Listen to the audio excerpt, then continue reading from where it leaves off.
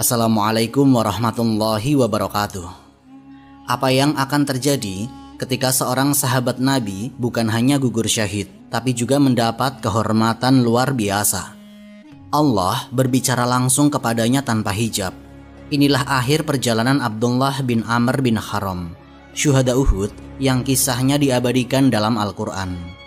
Semoga Allah menjadikan kita termasuk hamba-hambanya yang istiqomah dan dikumpulkan bersama para syuhada dan orang-orang soleh di surganya yang luas. Amin, amin ya rabbal alamin. Ikuti kisah ini sampai akhir, karena di penghujung episode nanti kita akan mengurai hikmah besar dari perjalanan hidup Abdullah bin Amr bin Haram, sahabat Ansor yang dijanjikan kemuliaan abadi. Bismillah, mari kita mulai ceritanya.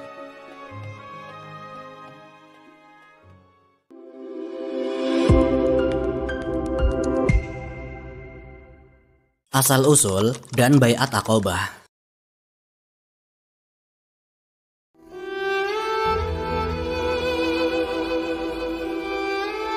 Di kota Madinah jauh sebelum hijrah Rasulullah SAW, hidup seorang lelaki dari kaum Khazraj bernama Abdullah bin Amr bin Haram. Beliau berasal dari Bani Salimi, salah satu cabang suku besar Khazraj. Nasabnya tersambung kepada Amir bin Haram bin Sa'labah bin Haram, sebuah garis keturunan yang dikenal dan dihormati di Madinah. Abdullah dikenal di kalangan kaumnya sebagai sosok yang disegani. Beliau bukan sekedar orang biasa, ucapannya diperhatikan, sikapnya berwibawa, dan kehadirannya punya bobot di tengah masyarakat. Abdullah lebih dikenal dengan kunyah Abu Jabir karena memiliki seorang putra bernama Jabir bin Abdullah. Kelak, Jabir inilah yang menjadi salah satu sahabat Nabi yang paling banyak meriwayatkan hadis. Tapi saat itu, Abdullah masih berada di awal perjalanan panjang yang akan mengantarkannya kepada derajat syahid di medan perang. Untuk memahami jejak langkahnya, kita harus menelusuri titik balik penting, yaitu Baiat Aqobah kedua. Perjalanan sejarah itu dimulai dari Mekah di musim haji. Kaum Quraisy masih menolak dakwah Rasulullah SAW dengan sangat keras. Sementara itu di Madinah ada dua suku besar, yaitu suku Aus dan Khazraj, yang sejak lama terlibat konflik panjang. Namun, kabar tentang seorang nabi akhir zaman yang muncul di Mekah mulai menyebar ke telinga mereka. Orang-orang Yahudi di Madinah sering mengancam kaum Arab dengan berkata, "Telah dekat masanya seorang nabi akan diutus. Kami akan mengikutinya, lalu kami akan membunuh kalian sebagaimana Ad dan Iram dibinasakan." Kata-kata ini justru menyalakan rasa penasaran kaum Khazraj. Mereka ingin tahu siapa nabi yang dimaksud. Tahun pertama, sekelompok kecil dari suku Khazraj bertemu Nabi di Aqobah dan beriman. Tahun berikutnya, rombongan yang lebih besar datang. Hingga akhirnya, pada musim haji tahun ke-13 kenabian, terjadilah Baiat Aqobah kedua. Inilah momen yang paling menentukan dalam perjalanan dakwah Islam. Dari pihak Madinah hadir 73 laki-laki dan 2 orang perempuan. Mereka berkumpul diam-diam di sebuah lembah yang bernama Aqobah di tengah malam, menghindari mata-mata Quraisy. Mereka datang dengan niat bulat, yaitu berjanji setia melindungi Rasulullah SAW, sebagaimana mereka melindungi keluarga dan anak-anak mereka sendiri. Di antara 73 laki-laki itu, berdirilah Abdullah bin Amr bin Haram. Beliau tidak hanya hadir sebagai peserta, tetapi terpilih menjadi salah satu dari 12 naqib atau pemimpin yang mewakili kaumnya. Rasulullah SAW menunjuk mereka sebagaimana Musa menunjuk 12 pemimpin dari Bani Israel. Riwayat ini disebut dalam kitab-kitab sirah, di antaranya oleh Ibnu Ishaq dan Ibnu Hisam, serta diperkuat dengan hadis-hadis riwayat Jabir sendiri yang hadir pada peristiwa itu. Nama-nama naqib itu diingat sejarah. Dari Khazraj ada 9 orang, salah satunya adalah Abdullah bin Amr bin Haram. Dari Aus ada 3 orang. Mereka adalah orang-orang pilihan yang kelak memikul amanah berat, yaitu meneguhkan kaumnya agar tetap setia kepada perjanjian dengan Rasulullah, menjaga kesatuan, dan menghadapi ancaman Quraisy serta sekutu-sekutunya. Riwayat Jabir bin Abdullah yang dicatat dalam Musnad Ahmad dan karya Ibnu Ishaq menuturkan bagaimana suasana malam itu penuh ketegangan. Mereka datang diam-diam tanpa sepengetahuan keluarga Quraisy yang mungkin memata-matai. Rasulullah Shallallahu Alaihi Wasallam ditemani oleh pamannya Abbas bin Abdul Muthalib. Abbas meski saat itu belum masuk Islam ikut berbicara. Beliau menegaskan kepada rombongan Madinah bahwa Rasulullah adalah keponakan yang mereka cintai dan lindungi, dan jika mereka hendak membawanya, maka mereka harus benar-benar siap menanggung segala akibatnya. Rombongan menjawab dengan tegas bahwa mereka siap melindungi Nabi sebagaimana mereka melindungi keluarga mereka sendiri. Di titik inilah Abdullah bin Amr bin Haram meneguhkan dirinya. Sebagai bagian dari Khazraj, beliau menyatakan kesetiaan yang tidak main-main. Saksi-saksi sejarah meriwayatkan bahwa baiat itu berisi janji untuk taat kepada Rasulullah dalam keadaan senang maupun sulit, untuk menafkahkan harta untuk menolong beliau ketika beliau datang ke Madinah, serta untuk memerangi siapapun yang memusuhi beliau. Tidak ada pengecualian, baiat ini adalah sumpah hidup dan mati. Ketika baiat selesai, Rasulullah meminta agar 12 naqib berdiri. Abdullah termasuk di antara mereka. Tugasnya jelas, menjadi penghubung antara Rasulullah dan kaumnya, memastikan ikrar itu dijaga, dan menegakkan Islam di tengah masyarakat yang sebelumnya masih terpecah oleh perang saudara. Beliau menerima amanah itu tanpa ragu. Malam itu, Baiat Aqobah kedua menjadi saksi. Abdullah bin Amr bin Haram tercatat sebagai salah satu tokoh penting yang mengikat janji setia kepada Rasulullah Shallallahu Alaihi Wasallam. Riwayat-riwayat sahih dari Jabir bin Abdullah memastikan bahwa ayahnya memang hadir dan termasuk di antara para pemimpin yang dipilih. Dari sinilah jalan panjang perjuangan Abdullah dimulai, jalan yang kelak akan membawanya pada peperangan-peperangan besar setelah hijrah Rasulullah ke Madinah. Abdullah dalam Perang Badar. Setelah Baiat Aqobah kedua, perjalanan dakwah Rasulullah memasuki fase baru. Beliau hijrah ke Madinah, disambut oleh kaum Ansor yang telah bersumpah setia. Di antara mereka ada Abdullah bin Amr bin Haram, salah satu dari 12 naqib yang ditunjuk oleh Nabi pada malam Baiat. Peran penting yang diembannya tidak berhenti pada ikrar lisan. Tidak lama setelah Nabi menetap di Madinah, Abdullah harus menghadapi ujian pertama, yaitu peperangan besar melawan Quraisy di Badar. Perang ini terjadi pada tahun kedua Hijriyah, bulan Ramadan. Awalnya, Rasulullah dan para sahabat hanya berniat menghadang kafilah dagang Quraisy yang dipimpin oleh Abu Sufyan, yang pulang dari Syam membawa harta besar. Namun, berita pergerakan kaum muslimin sampai ke Quraisy. Mereka pun mengirim pasukan besar dari Mekah, lengkap dengan pemimpin-pemimpin mereka. Maka peristiwa itu berubah menjadi konfrontasi terbuka, yaitu pasukan muslim dari Madinah melawan pasukan Quraisy dari Mekah. Jumlah pasukan muslim saat itu sekitar 313 orang, terdiri dari 82 atau 83 orang muhajirin, 61 orang dari suku Aus, dan sekitar 170 orang dari Khazraj. Di antara barisan Khazraj itulah Abdullah bin Amr bin Haram berdiri. Beliau datang bersama putranya Jabir bin Abdullah. Tetapi riwayat sahih dari Jabir dalam Sahih Muslim menuturkan bahwa Rasulullah Shallallahu Alaihi Wasallam tidak mengizinkan Jabir ikut berperang di Badar karena usianya masih muda dan beliau memiliki tanggungan keluarga. Maka yang berangkat berperang hanya Abdullah sang ayah. Pasukan Quraisy jumlahnya jauh lebih besar, sekitar 1.000 orang, lengkap dengan pasukan berkuda dan perlengkapan perang. Pimpinan mereka adalah tokoh-tokoh besar seperti Abu Jahal bin Hisham, Utbah bin Rabi'ah, Syaibah bin Rabi'ah, dan Al-Walid bin Utbah. Keberangkatan mereka disertai kesombongan. dengan niat mempertontonkan kekuatan kepada bangsa Arab. Sementara itu, pasukan Muslim hanya membawa 2 ekor kuda dan sekitar 70 unta yang dipakai bergantian. Perbedaan kekuatan itu begitu mencolok. Abdullah bin Amr bin Haram menyaksikan langsung bagaimana Rasulullah Shallallahu Alaihi Wasallam mengatur strategi. Riwayat dari Sahih Al-Bukhari menyebutkan bagaimana Nabi memilih lokasi pasukan, mendengarkan usul dari sahabat Hubab bin Munzir tentang posisi sumur-sumur, lalu menempatkan tempat yang paling menguntungkan. Abdullah menjadi bagian dari barisan Ansor yang siap menahan serangan lawan. Hari itu, Jumat 17 Ramadan tahun kedua Hijriah. Pertempuran dimulai. Kaum Quraisy maju dengan pasukan barisan depan. Duel pertama terjadi antara 3 tokoh Quraisy, Utbah bin Rabi'ah, Syaibah bin Rabi'ah, dan Al-Walid bin Utbah.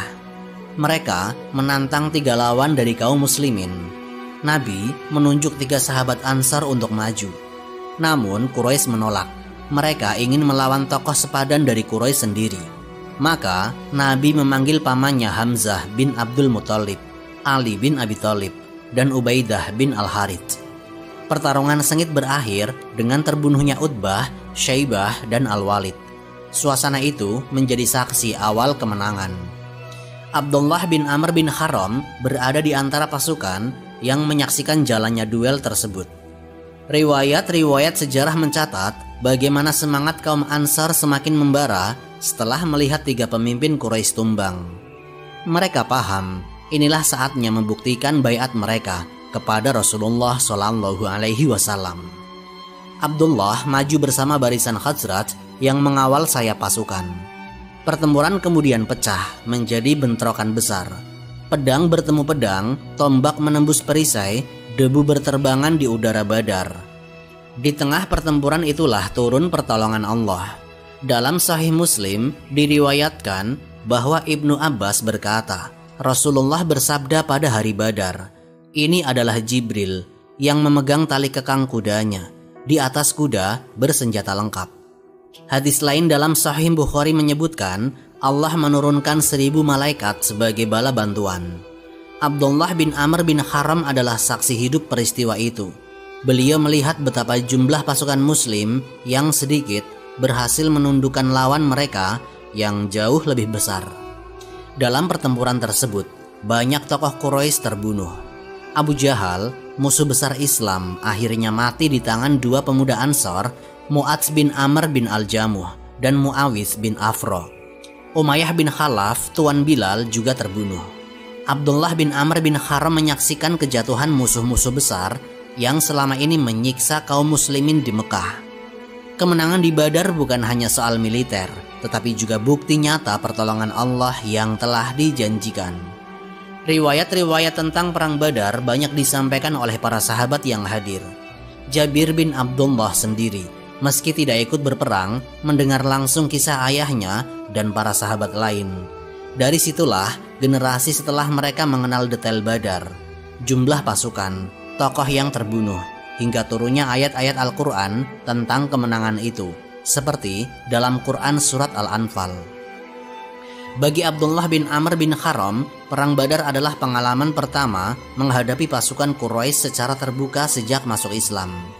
Beliau tidak mundur, beliau tidak gentar, dan berdiri bersama barisan Ansor untuk menepati baiat mereka di Aqabah. Hari itu, kaum muslimin pulang dengan kemenangan besar. Abdullah termasuk saksi hidup dari sebuah peperangan yang mengubah peta sejarah di Jazirah Arab. Menjelang Uhud dan wasiat kepada Jabir. Bayangkan suasana Madinah di tahun ketiga Hijriah. Kota itu baru saja merasakan kemenangan besar dalam perang Badar. Kemenangan yang mengguncang perhitungan kaum Quraisy. Namun, kemenangan itu juga menyalakan api dendam yang membara di dada musuh. Quraisy yang kehilangan tokoh-tokoh besarnya di Badar tidak mau tinggal diam. Mereka merencanakan serangan balasan. Dan dari sinilah babak baru yang berat bagi kaum muslimin dimulai. Abdullah bin Amr bin Haram al-Ansari, seorang sahabat senior dari kabilah Khazraj, merasakan betul hawa panas itu. Beliau bukan hanya seorang ayah, tetapi juga seorang pemimpin di tengah kaumnya.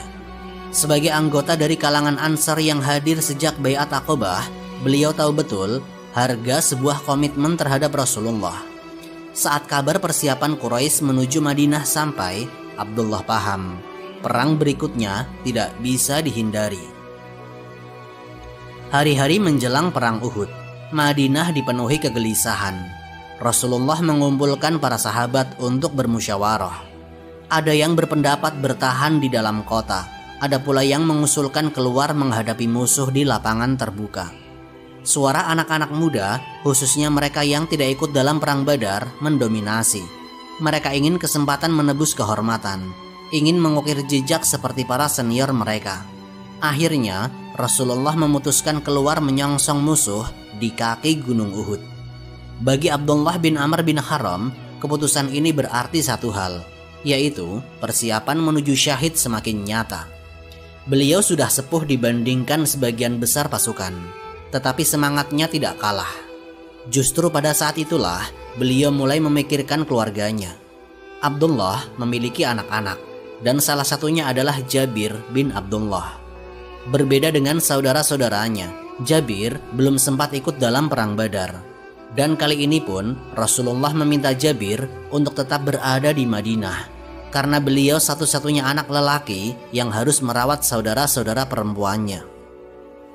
Riwayat sahih dalam Sahih Bukhari dan Muslim mencatat bagaimana Abdullah mendatangi putranya menjelang berangkat ke Uhud. Suasana penuh haru, tetapi Abdullah bicara tegas. Beliau berkata kepada Jabir, "Wahai anakku, aku merasa diriku akan menjadi yang pertama terbunuh di antara sahabat Nabi pada esok hari. Aku tidak meninggalkan sesuatu yang lebih berat bagiku daripada dirimu. Aku berwasiat kepadamu agar berbuat baik kepada saudara-saudara perempuanmu. Karena demi Allah, engkau tahu bahwa engkau memiliki 7 orang saudara perempuan." Wasiat itu bukan sekedar pesan seorang ayah, tetapi peringatan yang penuh keyakinan. Abdullah seakan sudah melihat jalan hidupnya. Para ahli sejarah menilai kalimat Abdullah mencerminkan keyakinan mendalam terhadap janji Allah, dan Jabir meski berat menerimanya. Beliau tahu amanah menjaga 7 orang saudarinya bukan hal kecil. Abdullah pun berangkat bersama pasukan muslimin. Beliau termasuk dalam barisan yang siap melawan pasukan Quraisy yang dipimpin oleh Abu Sufyan dengan jumlah yang lebih besar. Malam menjelang pertempuran itu, Abdullah tidur dengan hati lapang. Beliau sudah menyiapkan dirinya lahir batin. Bahkan sebagian riwayat menyebut beliau mengungkapkan kerinduannya untuk bertemu Allah dengan membawa darah syahid. Gugur di Uhud. Uhud tahun ketiga Hijriah, di kaki gunung itu, pasukan muslimin berbaris menghadapi pasukan Quraisy yang jumlahnya jauh lebih besar. Dari sekitar 1000 orang yang berangkat dari Madinah, 300 telah memisahkan diri bersama Abdullah bin Ubay bin Salul. Yang tersisa hanya 700 orang beriman melawan 3000 pasukan musyrikin. Di antara mereka yang tetap teguh berdiri adalah Abdullah bin Amr bin Haram al-Ansari, ayah dari Jabir bin Abdullah. Pertempuran dimulai dengan duel-duel sengit. Kaum muslimin pada awalnya berhasil menekan barisan musyrikin. Bendera Quraisy jatuh berkali-kali. Barisan mereka goyah. Namun, titik balik datang ketika sebagian pasukan pemanah yang ditempatkan di atas bukit kecil oleh Rasulullah tergoda untuk meninggalkan posisi mereka. Mereka menyangka perang telah usai, lalu turun untuk mengumpulkan ghanimah. Celah pun terbuka. Pasukan berkuda Quraisy yang dipimpin oleh Khalid bin Walid ketika itu masih di pihak musyrikin, langsung memanfaatkan kesempatan itu. Mereka memutari bukit dan menyerang dari arah belakang. Kacau, pasukan muslimin terjepit antara serangan depan dan serangan belakang. Barisan pun pecah. Dalam kekacauan itulah Abdullah bin Amr bin Haram tetap tegak. Beliau berada di sisi Rasulullah pada awal pertempuran. Namun, ketika barisan kocar-kacir, beliau maju menahan gelombang serangan. Riwayat dalam Sahih Muslim menyebut Abdullah termasuk yang bertahan hingga titik darah penghabisan. Tubuhnya penuh luka, Namun beliau terus melawan. Anas bin Malik meriwayatkan bahwa pamannya Anas bin An-Nadhr mendapati Abdullah sudah tergeletak bersimpah darah. Kedua tubuh paman dan sahabatnya itu sama-sama menjadi saksi kegigihan Ansor di Uhud. Riwayat lain dari Jabir bin Abdullah, anaknya sendiri, menyebut bahwa ayahnya dihantam dengan belasan tusukan dan sabetan hingga tubuhnya nyaris tidak dikenali.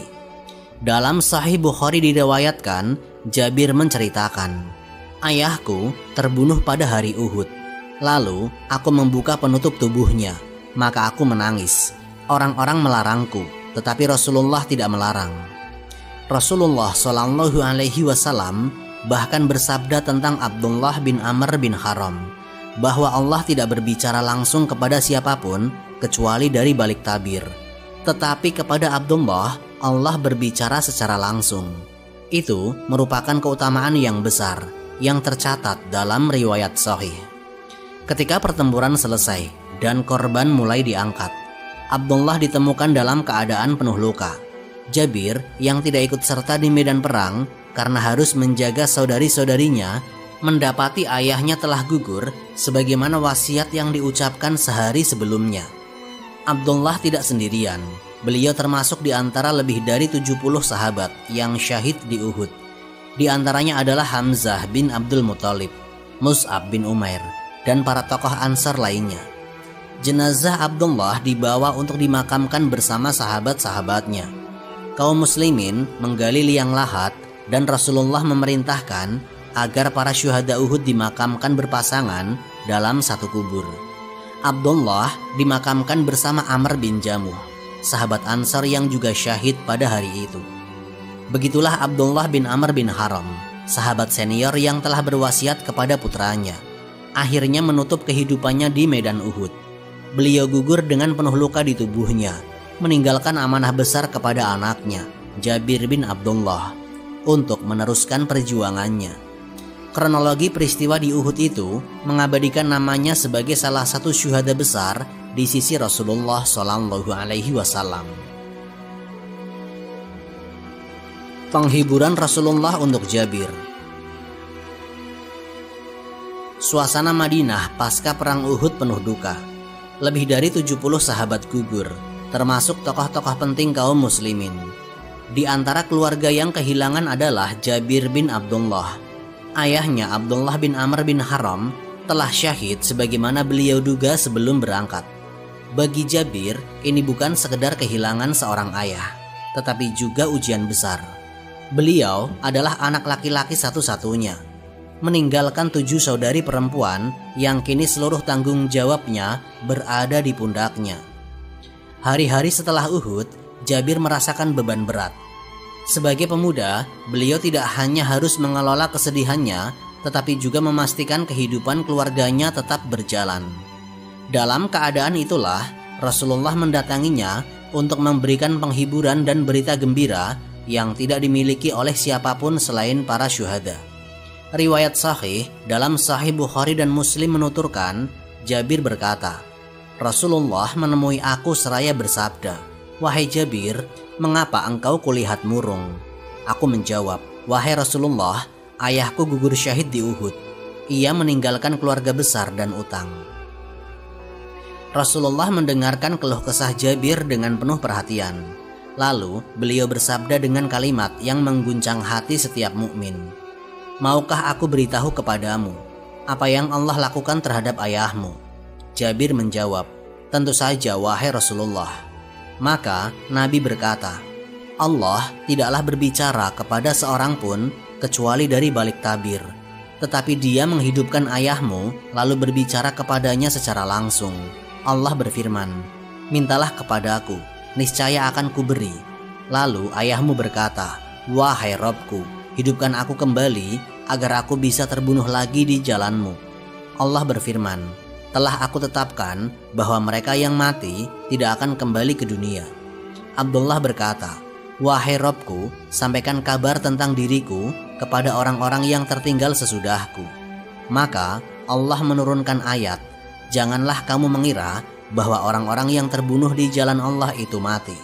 Bahkan mereka hidup di sisi Rabb mereka, diberi rizki. Quran Surat Ali Imran ayat 169. Riwayat ini terdapat dalam Sahih Bukhari, Sahih Muslim, dan Musnad Ahmad dengan jalur-jalur yang saling menguatkan. Ia menjadi salah satu riwayat paling masyhur yang menjelaskan keutamaan syuhada, sekaligus meneguhkan hati Jabir bin Abdullah. Penghiburan Rasulullah tidak berhenti di situ. Dalam riwayat lain disebutkan bahwa Nabi menanggung sebagian kebutuhan Jabir setelah kematian ayahnya. Ketika Jabir menuturkan kondisi keluarganya, Rasulullah memberikan doa dan juga perhatian praktis terhadap kehidupan mereka. Ini menunjukkan bagaimana beliau bukan hanya menghibur dengan kata-kata, tetapi juga dengan tindakan nyata. Peristiwa ini menjadi momen penting dalam kehidupan Jabir. Dari seorang anak yang kehilangan ayah, beliau berubah menjadi penanggung jawab keluarga, sekaligus saksi keutamaan syahid melalui berita langsung dari Rasulullah. Setiap kali Jabir meriwayatkan kisah ini, beliau menyampaikannya dengan penuh keyakinan bahwa apa yang Rasulullah tuturkan adalah bagian dari wahyu dan berita langit yang menghibur manusia di bumi. Hikmah besar dari kisah ini. Ketika perang Uhud usai, kaum muslimin yang selamat kembali ke Madinah dengan luka, kesedihan, dan kehilangan yang mendalam. Di antara mereka ada keluarga Abdullah bin Amr bin Haram yang kini harus menerima kenyataan bahwa kepala keluarga mereka telah syahid. Abdullah memang sudah memberi firasat sebelumnya, bahkan berpesan kepada putranya Jabir agar menanggung utang dan mendidik saudara-saudaranya. Wasiat itu menjadi kenyataan. Sejak hari itu, Jabir bin Abdullah tumbuh sebagai pemuda yang bukan hanya dikenal karena kedekatannya dengan Rasulullah, tetapi juga sebagai perawi hadis yang besar. Semua bermula dari peran ayahnya yang syahid di Uhud, meninggalkan beban sekaligus warisan kehormatan. Jenazah Abdullah bin Amr bin Haram sendiri dimuliakan oleh Rasulullah. Beliau memerintahkan agar Abdullah dikuburkan dalam satu liang lahat bersama iparnya, Amr bin Al-Jamuh, sebagaimana diriwayatkan dalam kitab-kitab sejarah seperti Sirah Ibnu Hisham dan Al-Bidayah wan Nihayah karya Ibnu Katsir. Dua sahabat ini bukan hanya sama-sama syahid, tetapi juga sama-sama sepakat sebelum perang bahwa mereka akan maju tanpa ragu, meskipun keduanya sudah tahu resiko yang menanti. Peristiwa penghiburan kepada Jabir kemudian menjadi bagian penting dari rangkaian kisah ini. Rasulullah tidak hanya memberitahu kabar gembira bahwa ayahnya berbicara langsung kepada Allah tanpa hijab, tetapi juga meneguhkan ayat Al-Quran yang diturunkan sesudah itu. Ayat dalam surat Ali Imran 169 menjadi abadi, dibaca oleh umat Islam sepanjang zaman, sebagai bukti hidupnya para syuhada di sisi Rabb mereka. Riwayat-riwayat tentang Abdullah bin Amr bin Haram tersebar dalam kitab hadis paling sahih, yaitu Sahih Bukhari, Sahih Muslim, Musnad Ahmad, dan lainnya. Dari sanalah kita mengetahui detail wasiatnya. Gugurnya di Uhud, perlakuan kaum musyrik terhadap jasadnya, penghormatan Rasulullah saat pemakaman, hingga berita agung yang dibawa dari langit. Semua ini menunjukkan bahwa Abdullah bukan hanya seorang sahabat biasa, melainkan bagian dari peristiwa-peristiwa besar yang menandai perjalanan dakwah Islam. Setelah itu, keluarga Abdullah hidup dengan beban utang yang cukup banyak. Jabir menuturkan dalam hadis riwayat Al-Bukhari bahwa beliau menunaikan wasiat ayahnya dengan melunasi utang-utangnya. Bahkan beliau berkata, "Tidak seorang pun di antara ahli utang ayahku, melainkan aku datangi, lalu aku lunasi dengan sebaik-baiknya." Hal ini memperlihatkan bagaimana amanah Abdullah tidak berhenti setelah kematiannya, tetapi benar-benar dijaga oleh anaknya. Abdullah bin Amr bin Haram meninggalkan warisan yang jauh lebih besar daripada harta. Beliau meninggalkan nama, keteladanan, dan kisah yang terus diriwayatkan generasi demi generasi. Bahkan salah satu hadis paling masyhur tentang keadaan syuhada di sisi Allah datang melalui putranya Jabir bin Abdullah yang menuturkan langsung penghiburan dari Rasulullah SAW. Dari titik inilah perjalanan hidup Abdullah seolah berhenti di medan Uhud. tetapi jejaknya tidak pernah hilang. Kehormatannya sebagai syahid diabadikan di dalam Al-Quran. Namanya tetap disebut dalam kitab-kitab sejarah sebagai salah satu pemimpin Ansor yang sejak awal berjanji melindungi Nabi di Aqabah, ikut Badar, dan akhirnya menyerahkan jiwa di Uhud. Seluruh rangkaian itu berakhir dengan penghiburan Rasulullah kepada Jabir yang menguatkan keluarganya sekaligus menutup kisah syahid Abdullah bin Amr bin Haram dengan derajat yang paling tinggi di sisi Allah. Amin, amin ya rabbal alamin. Semoga kisah ini memberikan manfaat dan menjadi pengingat bagi kita semua untuk terus memperbaiki diri serta meningkatkan ketaatan kepada Allah Subhanahu wa Ta'ala. Lebih dan kurangnya mohon dimaafkan. Yang benar datangnya dari Allah Subhanahu wa Ta'ala. Khilaf atau keliru itu datangnya dari saya pribadi sebagai manusia biasa. Sampai jumpa di kisah-kisah inspiratif berikutnya. Akhirul kalam, wassalamualaikum warahmatullahi wabarakatuh.